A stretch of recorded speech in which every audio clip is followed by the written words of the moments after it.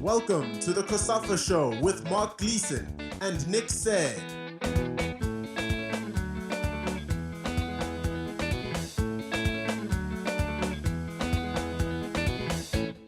Welcome to this special episode of the COSAFA Show, where we speak to Dr. Nonhlanhla Mkhumbuzi about a research project that she's been conducting for the last few years in conjunction with COSAFA and FIFA. It is the study of female health in relation to football, specifically on the African continent, with the hope that it'll provide data that allows for better decision-making around injury prevention and general well-being. But let's allow Dr. Mkhumbuzi to explain further. Dr. Nonhlanhla, thank you so much for your time. If you can just let us know exactly what the project is that you're working on in conjunction with FIFA and COSAFA, and how it came into being. Thank you so much for having me, Nick. It's so the project, I don't think it even has a name, hey?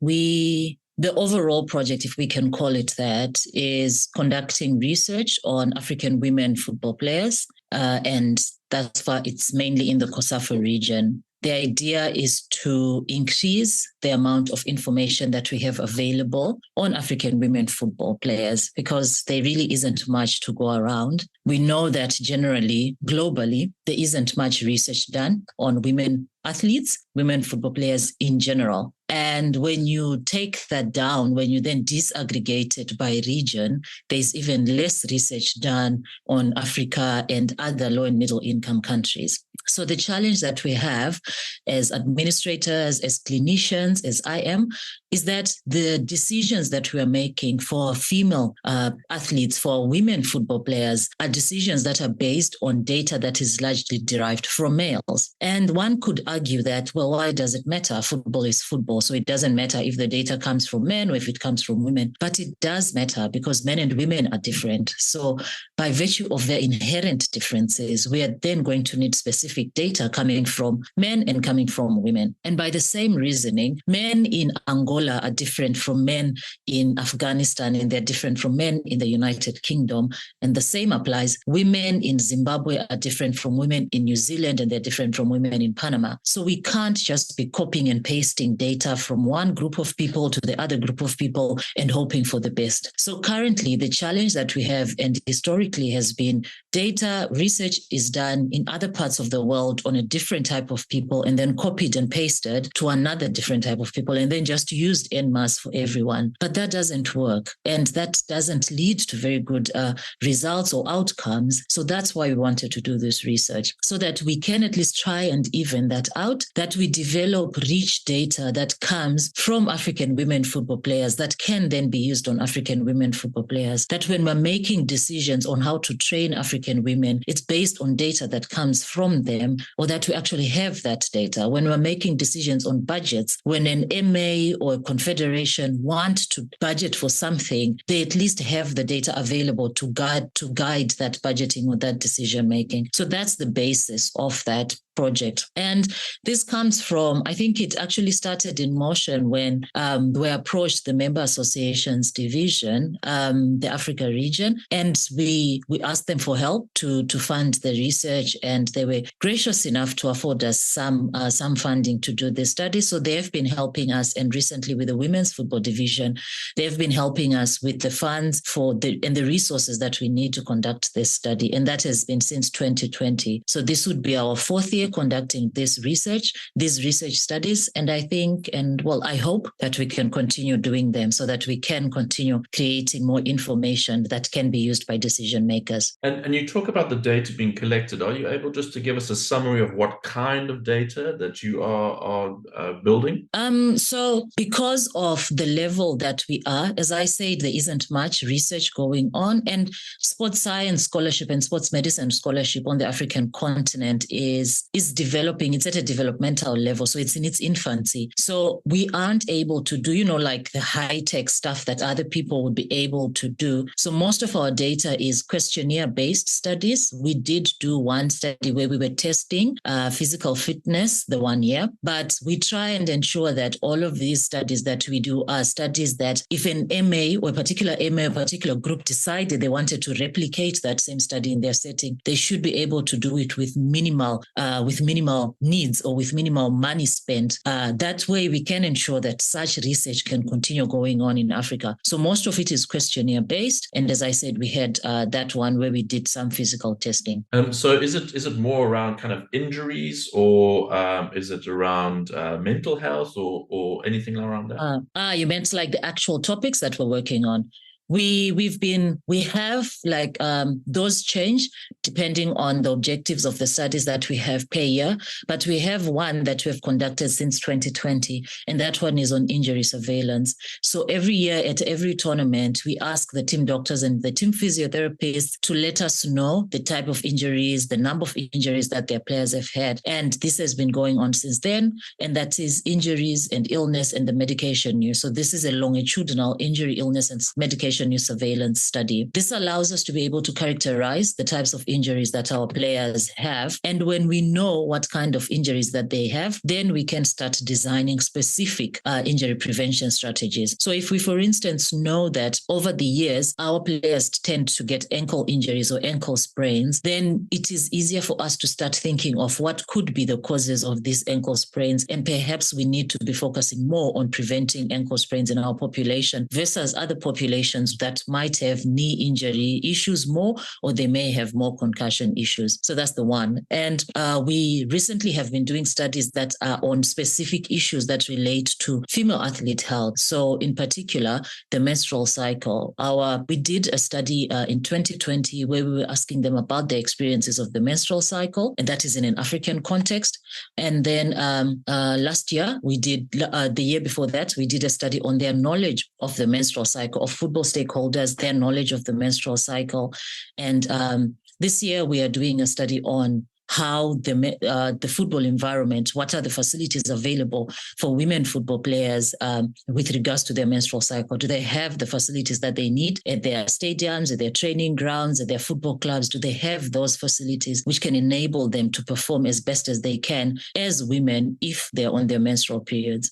So most of our studies focus on the issues that are very specific to female players in general, and how that relates to them in an African context. And I know that you have been working alongside COSAFA in terms of this research. What has the process been with COSAFA, and how did this relationship come about? I think the process has had its challenges, as one would expect, because I think it wasn't there before. It was something that didn't exist prior to it beginning. Then of course one can expect some teething problems. And as I said earlier, sports science research and sports science scholarship and sports medicine scholarship on the African continent in general is in its infancy.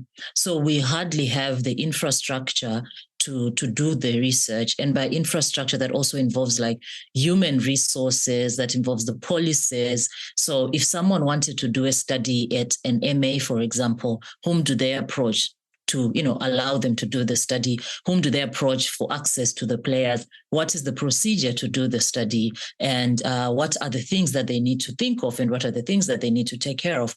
I think those are questions that still most of our MAs have not yet answered. And in this instance, that was no different. So it has been a learning process in which we are using our research expertise to figure out how do we conduct these studies and how do we make it work. And then we lean on to COSAFA to figure out how do we fit into their process, how do we fit into the football environment to ensure that the relationship is symbiotic and that we're not at cross purposes. COSAFA have a mandate to deliver football, to ensure that the football is going on, the competitions are being played, and on our end, we now want to find a way of fitting in to the football ecosystem that COSAFA already has in place, which allows us to then do our research in a way that benefits COSAFA to the maximum or as much as we can. And as with anything, money is always going to be a challenge because we don't have dedicated funding. Our funding is ad hoc and it's tenuous at best. That will always then be a challenge, but everyone is always looking for money everywhere. And sometimes research is not going to be the first on people's minds because we want to deliver football to the person on the street. They want their football delivered. But we're hoping that with time, and I think we're at a point where our working relationship is getting so we understand the football environment better, and we understand how we can fit in. And I think COSAFA also understands the value that we bring. And now we are able to relate even better to mutual benefit. And in terms of your engagement with players and I don't know, coaches and the medical teams, do you find they're quite open to telling their story and to providing the information? I think we're getting there. But I think in this instance, there's still some reticence, but I wouldn't hold it against the players or the medical personnel or whatnot. You have a tournament, and this also comes from my experience being a team physiotherapist. You are at a tournament, you only have X number of days to be at that tournament, and your main focus as the team is to play, recover, train, and go as further up the tournament as you can. So those are your main objectives. Now imagine someone else is coming in and they have their own objectives, and they need you to fill in that questionnaire, and they need you to fill in that report form, and they're asking you to do that kind of testing. It might seem like it's counter to your objectives. So we are trying to ensure that whatever studies that we're working on and whatever data that we're collecting is at the team's convenience, so that we cause them the least amount of inconvenience that we can. Because when we do that, when we ensure that we're working to cause them the least amount of inconvenience, it means they're more likely to engage with us. It means they're more likely to have time to engage with our studies. That's the first one. And I think the second one is when we give back, when we are done doing that research and then we share our results with them, I think it allows them to understand why it is that we're doing these researches and why it is important that they do. When we can share the results back with them and give them recommendations, and then they can understand their place in this whole study, I think it breeds a sense of ownership and allows them to want to participate even more. And I think we are slowly getting there. From the time we started in 2020, I think we're getting so much better engagement now. And I like that at the end of all of these tournaments, then we share this data with them, and then they're open to, communicate with us if they want more recommendations, if they want us to discuss the results even further, and they're welcome to then use those results for their preparations, for competition planning, injury prevention, or whatever it is that they want to do with their MAs. And I think lastly, we also then, with every study that we are going to do, it's every year, even if the team decides to participate in our research or not, we ensure that we have an educational workshop available to them. So we also want to be educating and empowering our players and our football and our team doctors and our team physiotherapists that the reason why we want to do more research is so that we can have more information that can feed into these educational courses. But as I said, the educational course is not contingent on participating in the study. If they decide they don't want to participate in the study, that's all well and good. We would like them to participate, but if not, that's still fine. At the end of the day, we still provide them that educational course that we hope that they can take that home with them. They can take home a little more information on the menstrual cycle, a little more information on injury prevention, a little more information on pelvic floor dysfunction, how to correctly choose a sports bra, all of those things that we think would be more useful to them in their planning and in their playing and training as women football players. And Doctor, you mentioned that you've been running the project since 2020. I know that something like ACLs was a big issue or a big talking point ahead of the FIFA Women's World Cup in Australia and New Zealand. Have any trends kind of jumped out at you, or any other results that have been noteworthy in that time? So yes, ACL injuries were in, I want to say, in vogue. There's been quite a bit of work. There's been quite a bit of talk about ACL injuries, and I think it's because generally the trends show that women football players, female football players, not just football players in general, like female athletes are at increased risk of getting ACL injuries versus male athletes. And in some studies, they've even shown that female athletes are 8 times more likely to get ACL injuries. But I think it goes back to what I said initially, that whilst we know that in some populations, ACL ruptures are very prevalent. And I mean, if you watch the Women's Soccer League, the English Women's Soccer League, you are going to be hearing about that player who's had an ACL injury and is out for 9 months, and another player who's had an ACL injury.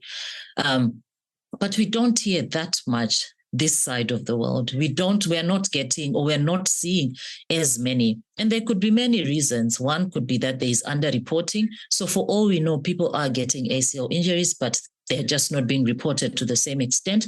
Or it could be because most of our players do not have medical personnel attending to them. There is no one to diagnose it as an ACL injury. And because people tend to not have money to then go and get an MRI scan to confirm it, we don't know. We just call it a knee injury. So I think we may not be getting as many ACL injuries as our counterparts, but we may also be getting another type of injury. For all we know, we don't generally get ACL injuries for whatever reason. And one of those reasons could be our football calendar isn't as congested as our counterparts in high-income countries. So that load, our players are not playing a match every 3 or 5 days as some players would be in the WSL or in the La Liga Feminine. So I think that means we need to continue doing research that is relevant to us, that if we continue doing our own injury surveillance studies, we can then follow up on the trends that actually matter to us. So even though everyone else might be getting ACL injuries and therefore requiring to do more interventions that are ACL specific, we may not be getting as many ACL injuries. For us, it's more ankle sprains. So our data that we have in the past 3 years, we will still have to crunch the numbers for this year.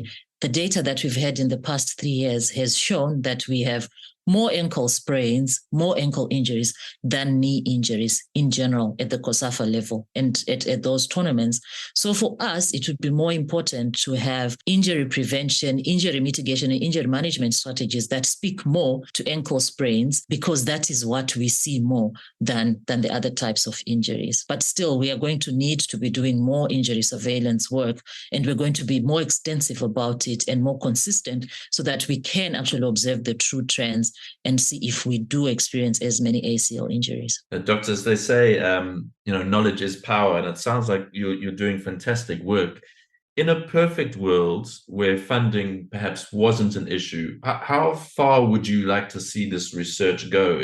Can we push the boundaries even more? Oh my goodness! If money wasn't an issue, if funding wasn't an issue, I think I would like to see us conduct, as I said, first and foremost, injury surveillance research. And this injury surveillance research and illness surveillance, I might add, that doesn't occur only at a tournament level. We do our studies at a tournament level because in those 2 weeks, we have 12 member countries that are in one place. So it's much easier and much cheaper to conduct the studies on women from 12 different countries because they're in one place for 2 weeks.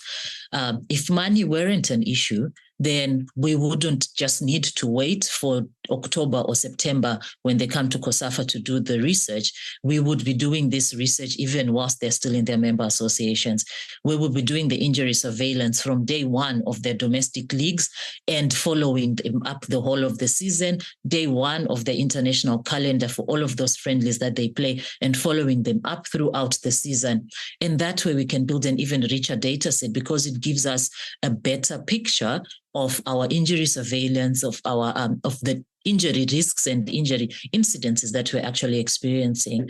That's one. The second is we would be doing more work. We wouldn't just be focusing on the COSAFA region if money wasn't an issue. It would be nice to be able to expand this to all 54 member associations of the continent. And that way we can actually get all of the nuances from West Africa and how we need to look at West Africa differently from East Africa, North Africa, and Central Africa or Southern Africa, if there are similarities and if there are differences, and who needs to be focusing more on what. And would also have more researchers available if money wasn't an issue. Then, as I said, if we're going to be doing it in all 54 countries, then we have someone doing it in the COSAFA region, someone doing it in UNIFAC, and someone doing it in WAFU. And then at the end of the year, we can combine all of that data to give us wasn't even rated. Can you imagine the amount of detail that we would have, and can you imagine the amount of information and how rich it would be that we would have if we could combine all of that data from all 54 member associations, and if we could do it all across the year as opposed to just waiting for those 2-week periods in our football calendar. That certainly would be fantastic. And then, Doctor, just a little bit about yourself to add some context for our listeners, your background and how you came into sports physiotherapy.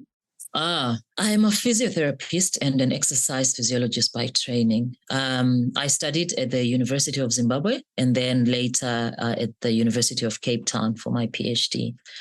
I decided I was going to be a sports physiotherapist when was it? I don't remember the year, but you remember the year when we played when there was the World Cup in Korea, Japan? I think that was 2002. Yeah. So the 2002 World Cup in Korea, Japan, I was home. I wasn't at school for some reason or the other. And I was watching football during the day because as a person who was in boarding school, you were always in school during the type of the World Cup. So I never actually got to watch it. But this time I was at home and I was watching it. And I think it must have been Brazil playing someone whom I cannot remember now. And I decided I was going to be that person who runs on the field of play when someone gets injured. The name physiotherapist wasn't even in my vocabulary. I didn't even know they existed, or at least in that context. If anything, I knew them as people who helped you when you had a stroke or something like that. But that was as far as I knew of physiotherapist. But it was that day that I decided I was going to be the person named and identified who runs onto the field of play when they get injured. I thought that person was just a medical doctor. So that was the plan. I was going to be a medical doctor and I was going to specialize and do something in sports. But then later on, I got to know that there is a person called a physiotherapist, and that is one of the things that they do. And when you are 17 years old, you are very impatient. And I decided, well, if I go and study physiotherapy, I get to do this after 4 years. If I go and become a medical doctor, I have to wait for 5 years, do my community service, and then specialize.